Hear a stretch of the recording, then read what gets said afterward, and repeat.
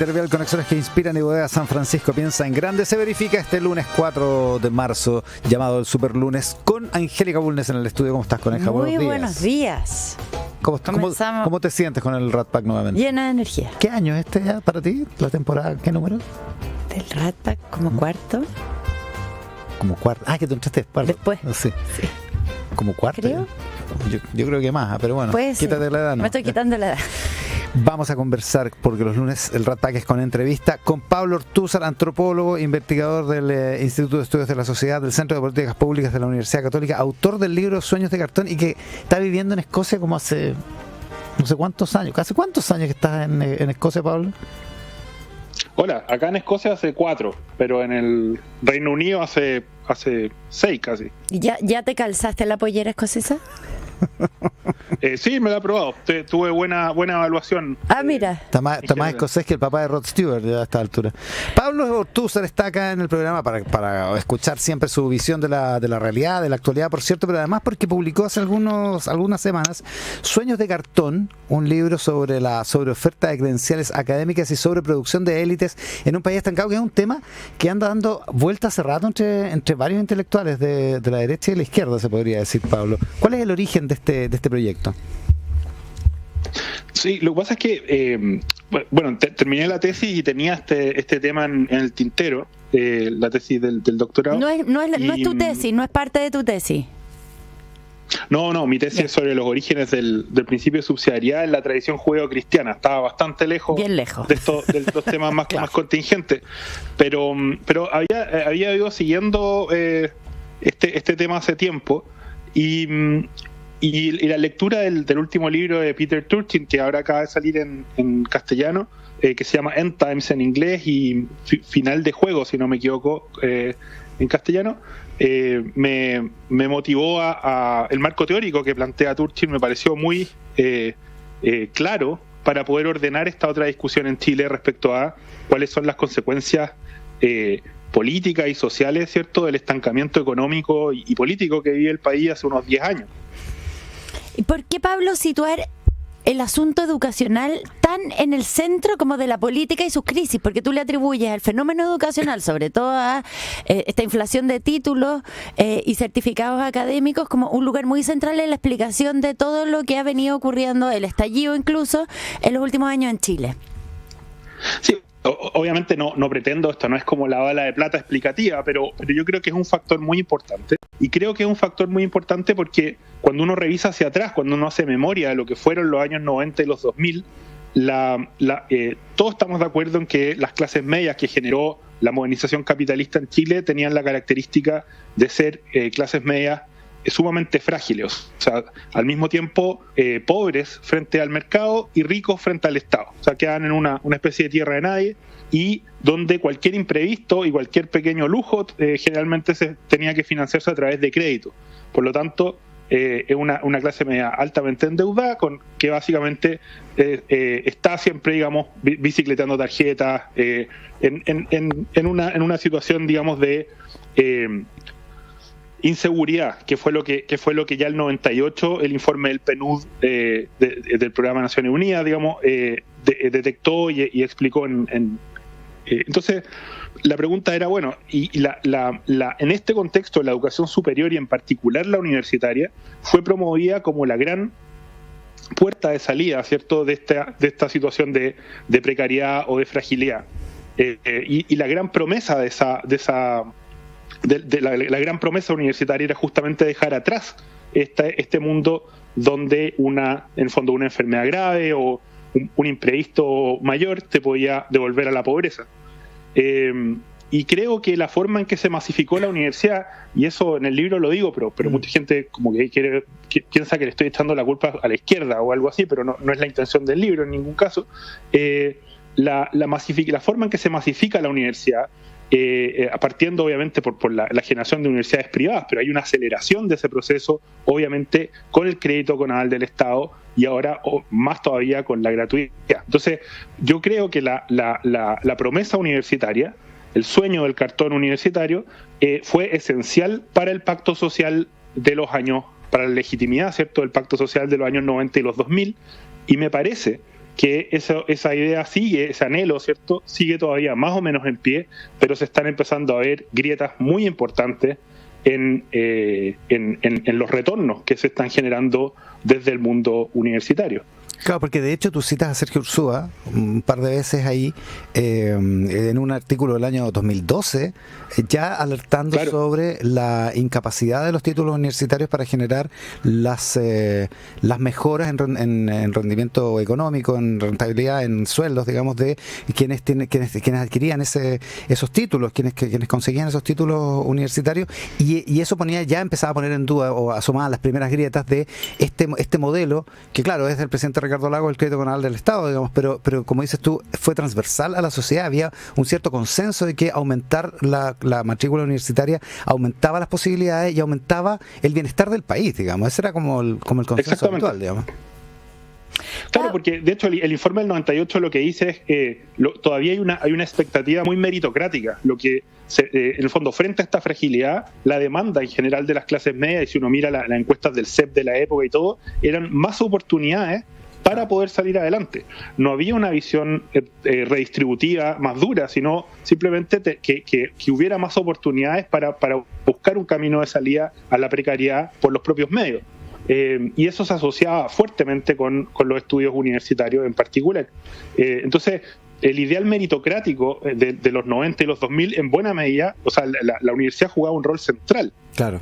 En este ideal social, y creo que eso se ha ido degradando de manera muy acelerada, y es importante que el artículo del profesor Ursúa sea del año 2012, porque desde el 2012 hasta hoy día, básicamente, el país ha estado estancado. O sea, cualquier dato que era malo el 2012, en este momento es más o menos o igual o peor, como esa es la realidad de Chile. La secuencia que tú planteas, Pablo, es en el fondo la siguiente: es como la clase media, en búsqueda de mayores certezas y seguridad en su vida, ve la educación universitaria como la palanca para lograr eso, y entonces el sistema político responde en sucesivos pasos, primero con el CAE, después con la gratuidad, ampliando y masificando ampliamente esa posibilidad. Y el resultado es que hoy día esos títulos que entregan las distintas universidades no tienen el valor que podían tener hace 10, 20 años, y entonces no están cumpliendo la promesa. Eso se produce porque se amplió demasiado la oferta, porque el país no ha crecido, o porque la calidad de la enseñanza que se está entregando, que están acreditando esos títulos, no es suficiente. Es una mezcla de factores, pero es muy importante que en el fondo ya el año, que lo pongo los datos también en el libro, cuando aparece el CAE, ya se sabía que ya había unas primeras investigaciones respecto a los niveles de analfabetismo funcional de la población chilena, y ya se veía, en el fondo, que para la mayoría de los chilenos el sistema educacional no estaba cumpliendo con los mínimos requisitos, ¿cierto?, que uno esperaría de un estudiante universitario, que es comprensión de lectura y manejo de aritmética básica. Y eso, en alguna medida, Lagos también lo entendía, porque esto venía de antes, ¿cierto?, desde el gobierno de Frey. La reforma educacional, que la mencionan en el informe del PNUD, que establecía la jornada escolar completa, era un intento, ¿cierto?, de avanzar en mejorar la calidad de la educación primaria y secundaria, bajo el supuesto de que más horas iban a redundar en más conocimiento, de alguna forma, digamos.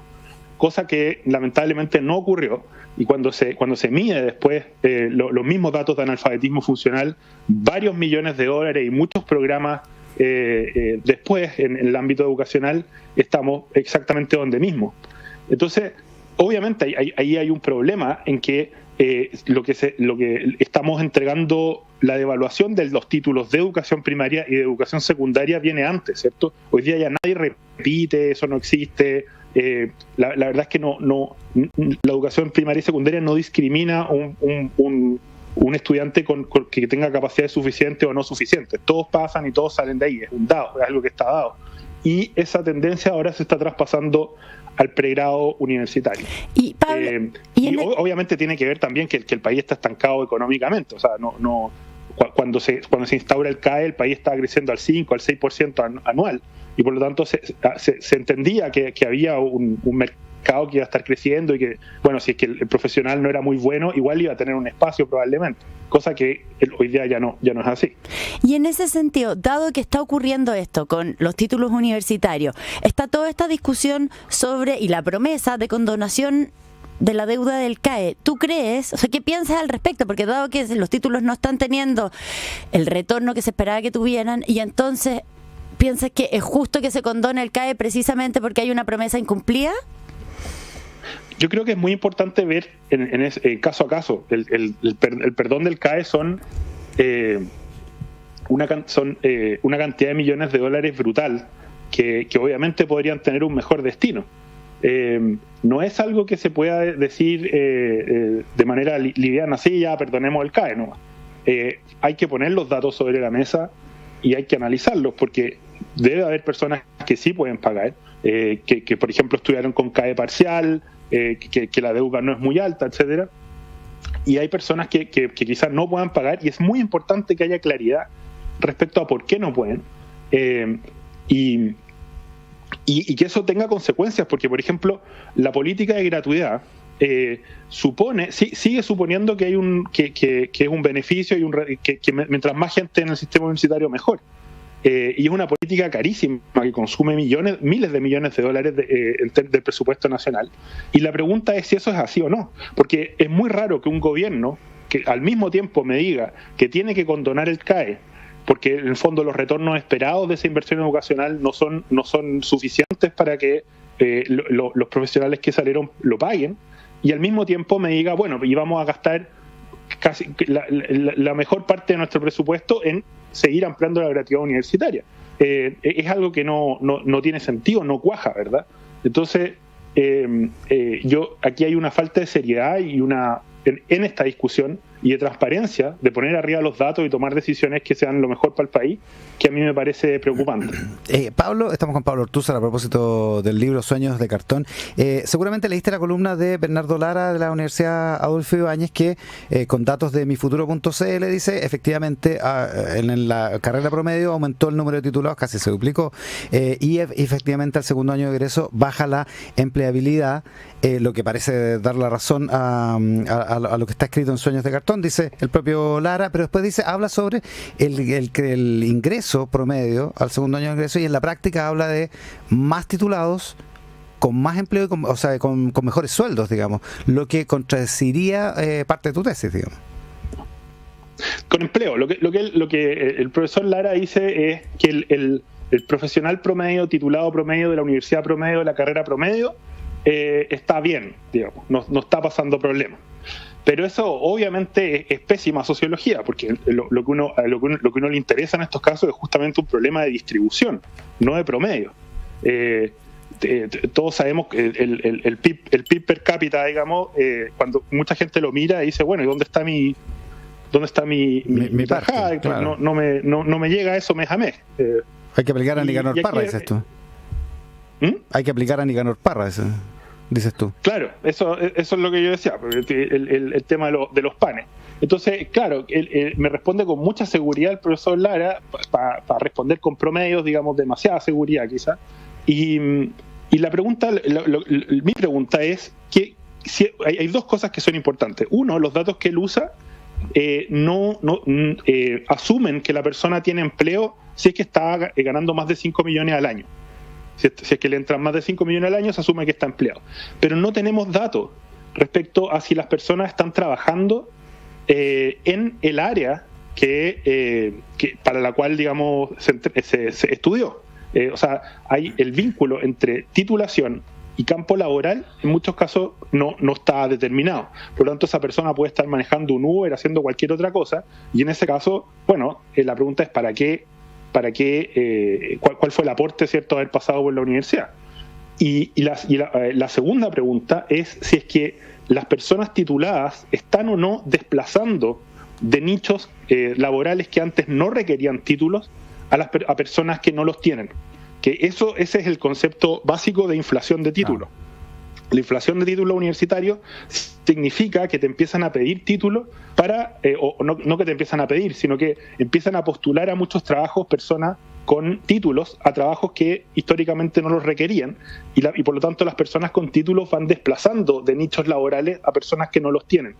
Pero eso no significa, obviamente, que en vez de agregarse valor a través del estudio, lo que se está haciendo es subir las barreras de entrada de manera más o menos artificial para las personas que no tienen título. Entonces, eso modifica el mercado y uno puede decir, bueno, si uno cada vez conviene más tener un título que no tenerlo, pero es por efecto de la inflación de títulos, no porque los títulos, digamos, tengan una gran rentabilidad o estén mejorando, ¿cierto?, la calidad, la productividad, etcétera, nos estemos transformando en una economía del conocimiento o progresando, digamos, en la complejidad de nuestra estructura económica.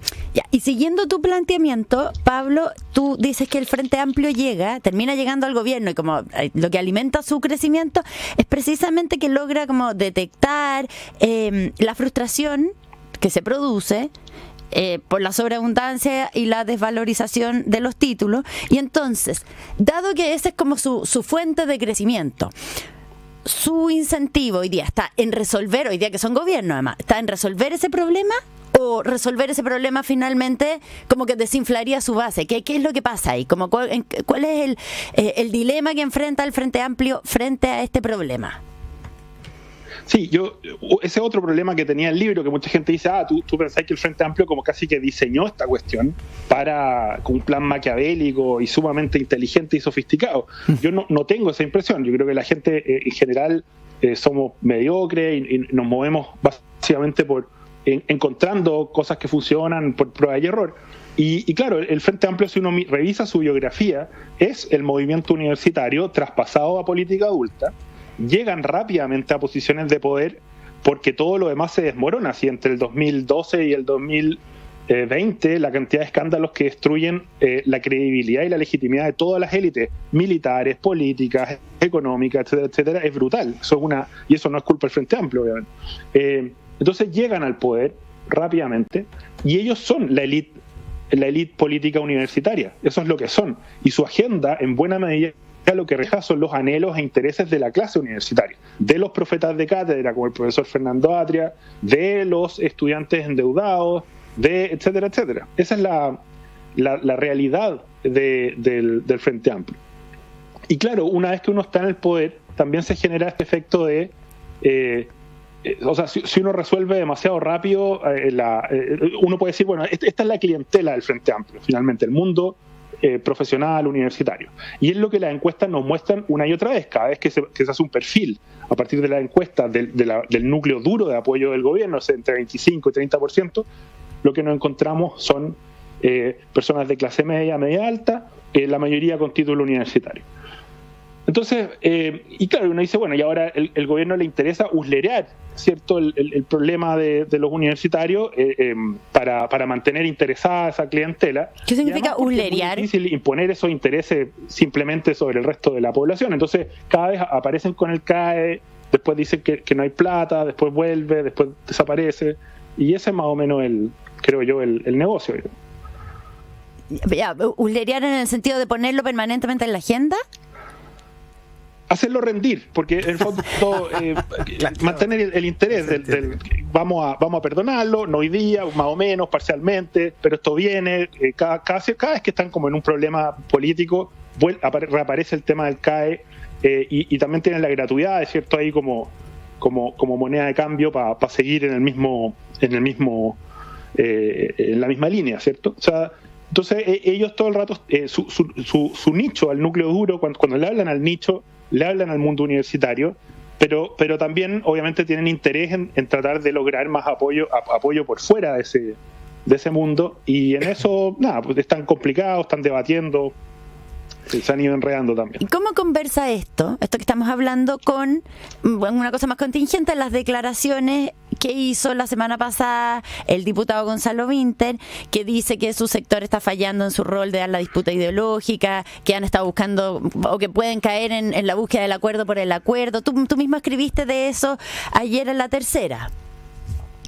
Claro, es que lo que hace el diputado Vinter es volver a los fenicios. Él vuelve a la posición que tenía el Frente Amplio recién salido de la universidad, en el fondo, que son las teorías de hegemonía y estrategia socialista de Laclau y Mouffe, esta idea de construir un pueblo principalmente a través de la articulación discursiva de todas las minorías en lucha, de los subalternos, de las identidades, y a través de esto, de alguna manera, hegemonizar el poder, etcétera, etcétera, etcétera.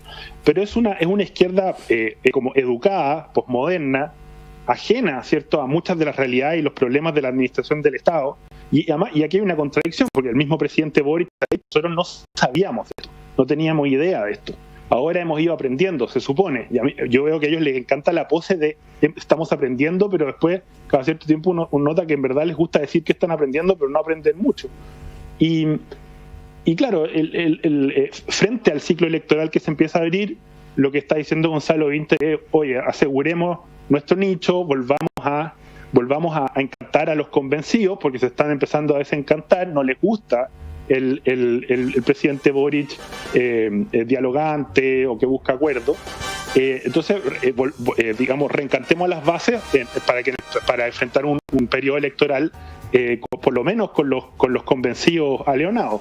Esa es más o menos la lectura que yo haría de lo que trata de decir el diputado Vinter y con el apoyo de Fernando Atria, Paumá y todo ese mundo que es el circuito universitario entero, digamos, ese sector, ese mundo del Frente Amplio. Estamos conversando con Pablo Ortúzar a propósito de Sueños de Cartón. ¿Un balance de estos primeros 2 años que se cumplen el próximo lunes, Pablo? Pues ha sido el choque con la realidad de esta élite universitaria que llegó muy verde al gobierno, y eso no fue solo culpa ni mérito de ellos, digamos, porque como decía antes, aquí hubo un derrumbe de casi toda la élite política, económica, religiosa, o sea, de todos lados. Entonces terminaron a cargo esta élite universitaria que normalmente se habría demorado unos 10, 20 años más en llegar al poder. Pasó rápidamente y eso tiene costo y consecuencias. Han tenido que aprender se supone, o por lo menos han sufrido muchos golpes, y se supone que están aprendiendo a partir de ello. Pablo, y dado que tú planteas que son una élite universitaria y que en el fondo, dado el periodo electoral que comienza, que se vienen estos 2 años, probablemente va a haber posturas como las del diputado Vinter de apelar probablemente a esa base. ¿Crees que la política universitaria va a volver a tomar un rol relevante que no ha tenido estos últimos 2 años, que va a volver a agitarse? ¿Qué piensas al respecto?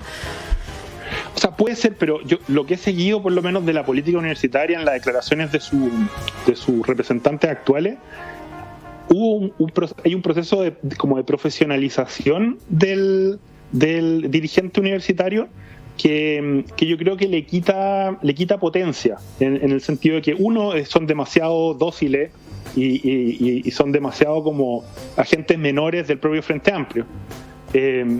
Y en segundo lugar, uno ve por el tipo de declaraciones, el tipo de lógicas y de discursos que están manejando, que ya están apuntando a la política profesional. O sea, desde el momento en que ganan la FECH o la FEUC, ya empiezan a hablar como si fueran voceros de gobierno o alguien con un cargo, digamos, de representación masivo.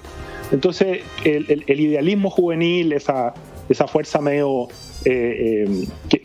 claro, ese idealismo, esa visión fresca, juvenil, etcétera, desaparece, porque las propias declaraciones de los representantes parecen hechas como por un Francisco Vidal con peluca, digamos. Esa es creo, refiriéndome a alguien que habla en jerga política y que su discurso es netamente táctico y es profesional de eso, digamos. Y con todo respeto para Francisco Vidal, por cierto. Sí, por supuesto. Estamos, Pablo. Y además que él lo hace muy bien. O sea, es claramente los mejores voceros de gobierno que uno ha visto en acción, ¿no? Bueno, ya viste lo que dijo la semana pasada sobre lo de que estaban llenos de autogoles, llenos de cosas. No cayó muy bien en el Frente Amplio. Y no fue tan distinto que lo que dijo el diputado Vinter. En alguna dimensión. Se topaban eso. Sí. ¿Pablo? Sí. Ya. Sueños de Cartón, sobre oferta de credenciales académicas y sobre producción de élites en un país estancado. Pablo Ortúzar conversando esta mañana en el Rat Pack, el reinicio de la temporada este 4 de marzo. Pablo, muchísimas gracias por estar con nosotros desde Escocia. No, muchas gracias a usted y que sea un muy buen día por allá. Muchas gracias. ¿A qué vamos a estar atentos hoy, 8:29, Angélica Gómez? Oye, mira, ya que hablamos de universidades, Ya. tenemos algunas cosas que comentar con respecto a universidades. Francisco Covarrubia, Nuestro Francisco Covarrubias. claro, columnista, panelista de Tele 13 Radio, va a ser el próximo rector de la Universidad Adolfo Ibáñez. Es que yo creo que es el único columnista que está desde el inicio, desde abril ¿En del serio? 2015. No te creo. Yo creo. Tengo esa impresión. ¿Tanto tiempo lleva? Mm. Bueno, ¿Está harto tiempo? vamos a perderlo, En la- vamos a perderlo como columnista. Me temo que sí. Me tinca, ¿no? Me temo que sí. Esto cuando termine el periodo de Harald Beyer, que es a finales El 1 de abril, El él 1 de asume. abril asume Sí. Francisco Covarrubia. Mientras tanto, Después de la Semana Santa va a poder hacer Covarrubias obvio, todo va a ser un retiro retiro antes de silencio. de introspección, de aumento de su vida interior. Por supuesto, porque Pablo va a ser rector. Y bueno, mucha suerte para él. También en la Universidad Alberto Hurtado termina su periodo Eduardo Silva hoy día y asume Cristian del Campo. Así que ¿Va a ser el nuevo rector? el nuevo rector de la universidad. Alberto Hurtado, así que hay movimientos en la universidad. Felicitaciones también a Cristian por del supuesto, y Campo. suerte a los dos nuevos rectores porque es un momento desafiante para las universidades. También, en otra cosa ligada a la educación, me cuentan por ahí que se va a entregar el CIMSE esta semana. Ah. Eso es una sorpresa porque el CIMSE no se entrega en marzo, nunca se ha entregado en No, marzo. po. Es un adelanto de los resultados. Aparentemente esta semana vamos a tener CIMSE. Y vamos a ver cómo viene. Cómo vienen los colegios. Oye, Super Lunes me cuentan desde las calles, gente ligada al transporte público, gente que anda también dando vueltas, que no hay tanto taco. Él sigue con total normalidad y ya entraron los colegios, así que hay una buena evaluación, al menos desde el punto de vista del transporte público. Y lo que decíamos que técnicamente el lunes 18, o sea, en 2 semanas más, es el lunes donde se retoma ¿Estabiliza? y se retoma el nivel de actividad y de tránsito. Ah, ¿no es hoy día? No es hoy día. Mira, ya, y lo último, no sé, hoy día hay harta cosa. ¿Ya? Se supone que hoy día se va a realizar la audiencia de formalización de el menor de 17 años que está imputado como autor en el secuestro con resultados de muerte del ex militar venezolano Ronald Ojeda. Sí, es bien probable que se declare reservada la audiencia, eso sí. ¿Sí? Sí, porque es menor de edad y porque la investigación Y porque es la reservada. investigación es reservada. Sí, claro. tal cual, lo decía Bea Put temprano esta mañana. Cero taco, me dicen, en el WhatsApp colaborativo, y que también Qué bueno. retoma el WhatsApp Bueno, colaborativo. Te digo. no todos los colegios vuelven hoy. Algunos vuelven el mañana, miércoles. ¿no? Ah, ¿el miércoles también? Sí, también. La suerte. Sí. Con Angélica Bulnes en el Rat Pack de hoy de Mesa Central, que como siempre es una presentación de ISA Intervial, conexiones que inspiran, y Bodega San Francisco piensa en grande. Coneja, hasta más rato. Hasta más rato, hasta Mercado Global. En Mercado Global a las 9:30 de la mañana, Angélica Bulnes acá en Tele 13 Radio. Estamos también en Tele 13 en vivo con nuestra señal y en todas nuestras plataformas. 8:32. Escuchar para entender mejor. Estás en Mesa Central por Tele 13 Radio.